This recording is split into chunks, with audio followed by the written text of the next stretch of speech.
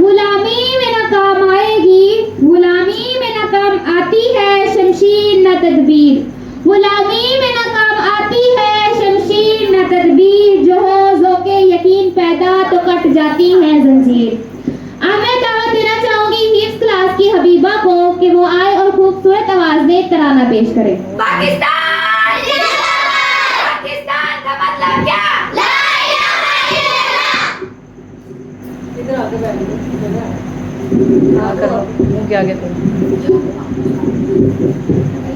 हर लहज़े मोमिन की नई शान नई याद, गुफ्तार में किरदार में अल्लाह की बुरहान।